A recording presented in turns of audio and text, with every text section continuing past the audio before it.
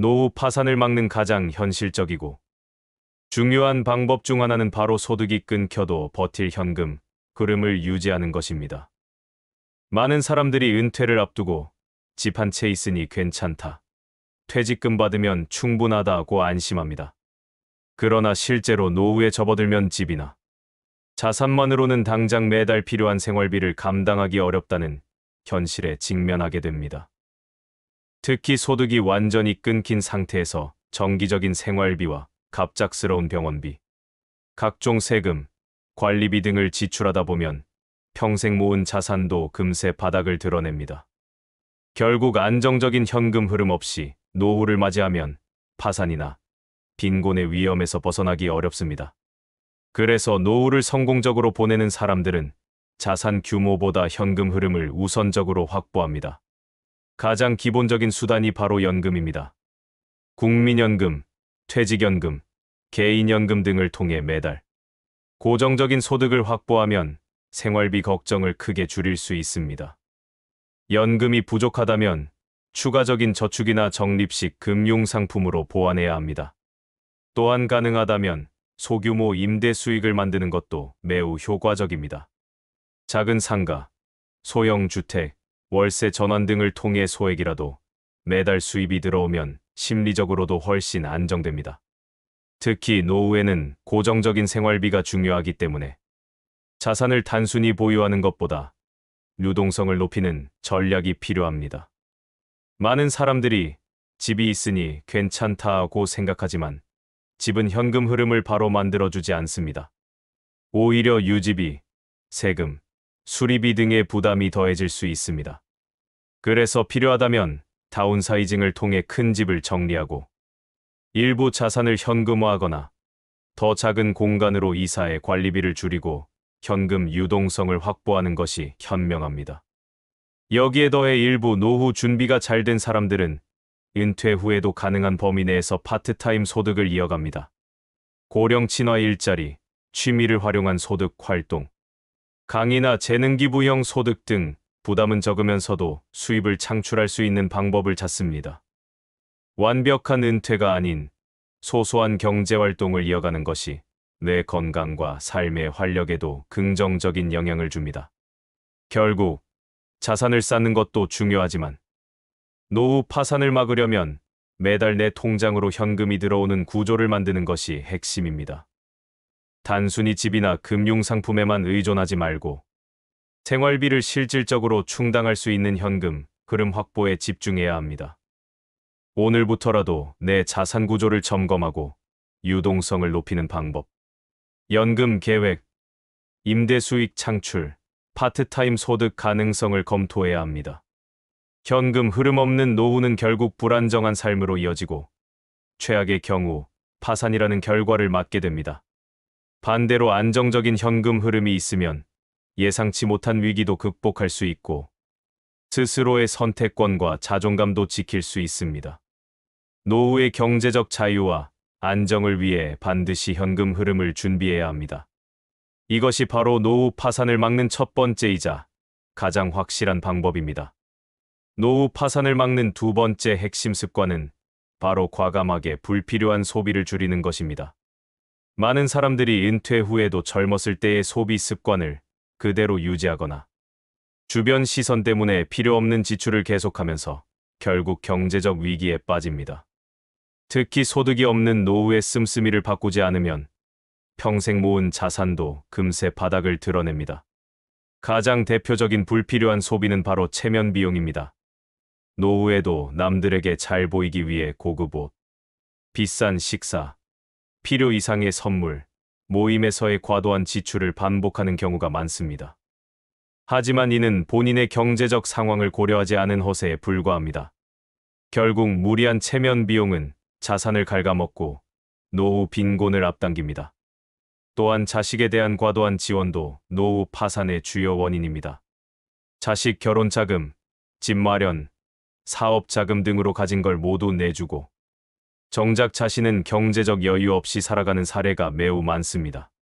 물론 부모로서 자식을 돕는 것은 자연스러운 일이지만 자신의 생활 기반을 무너뜨릴 정도로 무리한 지원은 결국 부모 본인도 자식도 힘들어지는 결과를 낳습니다. 고급 소비 습관도 반드시 정리해야 합니다. 젊었을 때의 소득과 자산을 기준으로 유지하던 고급 소비는 은퇴 후 그대로 지속하기 어렵습니다.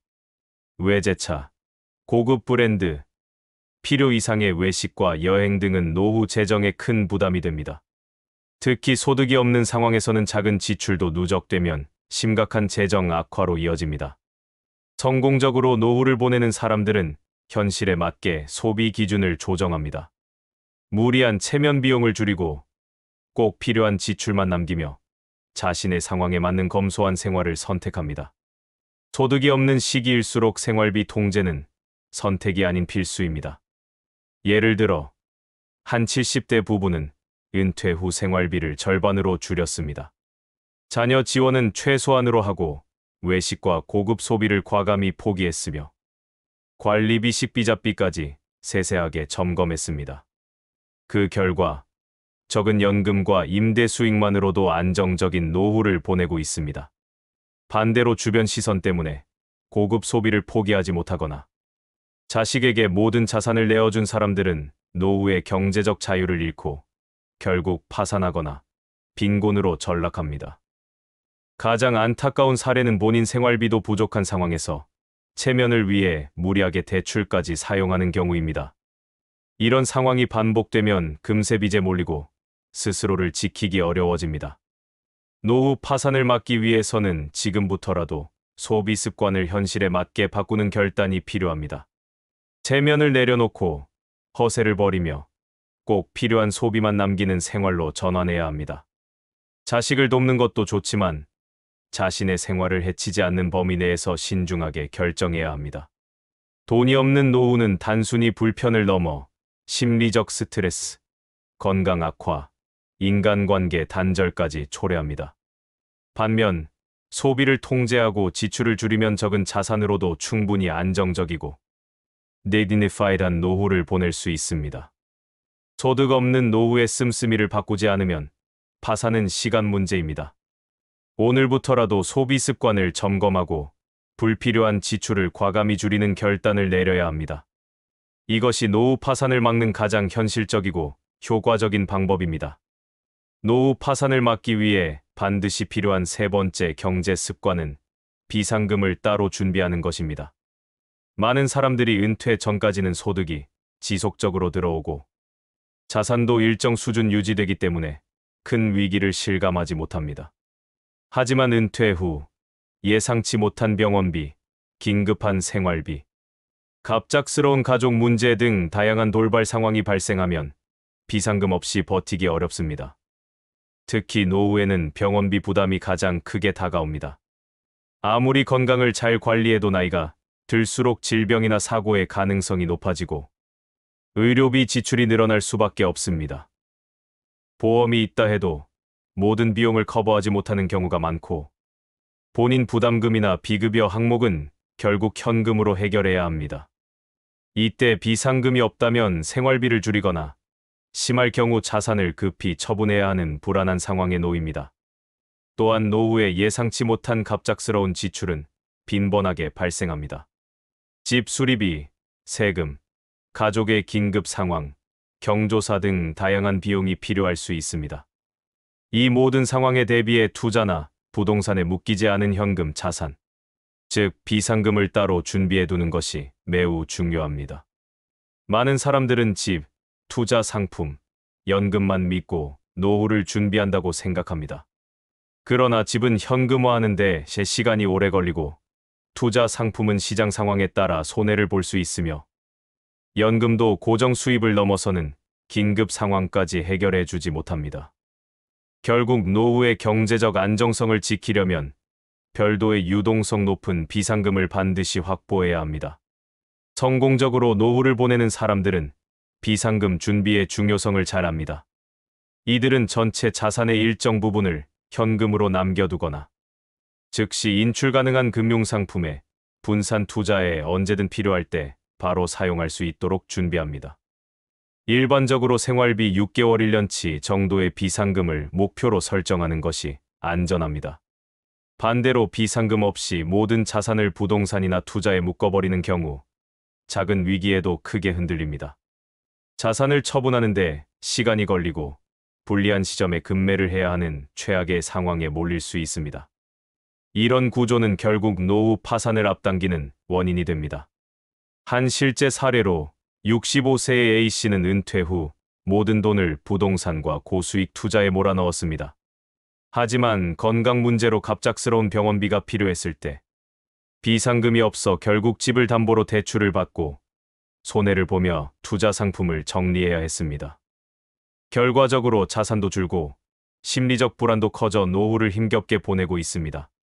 반면 B씨는 은퇴 전부터 생활비와 별도로 비상금을 따로 관리했습니다. 병원비나 긴급 상황이 생겼을 때도 비상금으로 안정적으로 대응했고 자산을 서둘러 처분하거나 생활 수준을 급격히 낮추지 않아도 됐습니다. 이처럼 비상금이 있으면 작은 위기는 물론 큰 위기에도 흔들리지 않고 경제적 자립을 지킬 수 있습니다. 비상금은 선택이 아니라 노후 생존을 위한 필수 안전망입니다. 오늘부터라도 내 자산 구조를 점검하고 투자나 부동산 외에 현금성 자산을 얼마나 확보했는지 확인해야 합니다. 위기는 언제든 찾아올 수 있고 준비된 사람만이 파산을 피할 수 있습니다. 비상금은 작은 준비 같아 보여도 위기의 순간 내 삶 전체를 지켜주는 가장 확실한 경제적 방패입니다. 산노후 파산을 막는 네 번째 핵심 경제 습관은 바로 절대 무리한 대출과 고위험 투자를 피하는 것입니다. 많은 사람들이 노후에도 더 많은 수익을 기대하며 대출을 일으키거나 고위험, 고수익을 노리는 투자를 시도합니다. 하지만 은퇴 이후의 경제 구조는 젊을 때와 다릅니다. 수입이 안정적이지 않고 자산을 회복할 시간도 부족하기 때문에 한 번의 실수가 곧 돌이킬 수 없는 파산으로 이어질 수 있습니다. 특히 과도한 대출은 노후 생활을 크게 흔드는 위험 요소입니다. 젊을 때는 일정한 급여나 사업 소득을 바탕으로 대출을 관리할 수 있지만 은퇴 후에는 소득이 줄어들거나 끊기는 경우가 대부분입니다. 이때도 대출 원금과 이자는 그대로 남아있고 대출 상환이 어려워지면 집을 담보로 잡히거나 심지어 생활 필수 자산까지 잃을 수 있습니다. 노후에는 경제적 회복력이 현저히 떨어집니다. 젊을 때는 실패를 해도 다시 일할 수 있고 소득을 늘려 회복할 시간이 있지만 노후에는 건강 문제와 사회적 기회가 제한적이기 때문에 한 번의 재정적 실수는 곧바로 삶의 기반을 흔드는 심각한 결과를 낳습니다. 또한 은퇴 이후 고위험 투자에 몰두하는 것도 매우 위험합니다. 일부 사람들은 기존 자산만으로는 부족하다고 느끼고 주식, 부동산, 고수익 상품, 심지어 사설 투자나 사기에 가까운 투자로 한 방을 노립니다. 하지만 현실은 기대와 다르고 대다수의 고위험 투자는 실패 확률이 높으며 투자 실패는 곧바로 노후 파산으로 이어질 수 있습니다. 실제로 많은 노후 파산 사례를 보면 대출로 투자금을 마련해 무리하게 고수익을 노리다 실패하는 경우가 많습니다. 특히 부동산 투자 실패, 주식 손실, 사기성 금융상품 피해 등은 노후 생활을 송두리째 무너뜨립니다. 반면 노후를 안정적으로 유지하는 사람들은 안정적인 자산, 배분과 최소한의 금융 부담을 지키는 전략을 선택합니다. 수익을 극대화하기보다 자산을 분산해 안정성과 유동성을 확보하고 대출은 가급적 최소화하거나 아예 없는 상태를 유지합니다. 특히 생활비와 의료비, 비상금을 고려해 절대 무리한 재정 계획을 세우지 않습니다. 예를 들어 70세의 C씨는 은퇴 후에도 욕심을 부리지 않고 기존 자산을 안정적으로 분산해 운용했습니다. 소액 투자로 적당한 수익을 확보하고 대출은 모두 상환해 매달 고정적인 생활비와 의료비를 확보했습니다. 덕분에 경제적 불안 없이 노후를 안정적으로 유지하고 있습니다. 반면 욕심을 부린 D씨는 은퇴 후 대출을 일으켜 부동산 투자에 나섰지만 경기 침체와 거래 부진으로 자산 가치가 급락했습니다. 결국 대출금 상환이 어려워지고 생활비마저 부족해져 파산 위기에 몰렸습니다. 노후에는 경제적 안전을 최우선으로 두는 것이 생존 전략입니다. 대출을 줄이고 고위험 투자를 피하며 안정적인 자산을 바탕으로 최소한의 금융 부담을 유지해야만 불확실한 노후를 안정적으로 버틸 수 있습니다. 돈을 지키는 것이 돈을 버는 것보다 더 중요합니다. 소득이 제한적인 노후에는 무리한 대출과 투자가 아닌 안정성과 계획적인 관리가 삶의 기반을 지키는 핵심입니다. 오늘부터라도 내 대출 상황과 투자 구조를 점검하고 불필요한 위험을 줄이는 준비를 시작해야 합니다. 안정적인 자산 배분과 최소한의 금융 부담, 이것이 노후 파산을 막는 확실한 방법입니다. 노후 파산을 막는 5번째이자 가장 현실적인 경제 습관은 바로 자식과 돈 문제를 명확히 구분하는 것입니다. 많은 부모들이 자식을 사랑하는 마음으로 결혼 자금, 주택 구입비, 사업 자금 등 가진 것을 모두 내어주지만 그 결과 본인의 노후가 무너지고 결국 자식조차 힘들어지는 사례가 매우 많습니다. 현실을 보면 자식을 위해 모든 걸 내주고 난 뒤 정작 자신은 생활비가 부족해지고 의료비나 돌발 상황에 대처할 여유도 없는 경우가 흔합니다. 더 심각한 문제는 그렇게 희생했음에도 자식이 부모를 경제적으로 책임지지 못하거나 가족 간의 관계가 오히려 멀어지는 경우도 많다는 점입니다. 성공적으로 노후를 보내는 사람들은 자식과 돈 문제를 철저히 구분합니다. 자식을 돕더라도 자신의 경제적 기반을 해치지 않는 범위 내에서 지원합니다. 특히 은퇴 이후 소득이 줄어들고 자산을 회복할 시간적 여유가 없는 노후에는 무리한 자식 지원이 곧바로 본인의 경제적 불안을 초래하게 됩니다. 또한 부모가 경제적 독립을 지키지 못하면 자식도 결국 더 큰 부담을 지게 됩니다. 부모가 자신의 생활을 유지할 자산이나 소득이 없다면 그 책임은 결국 자식에게 돌아가고 가족 간의 갈등과 스트레스가 깊어집니다.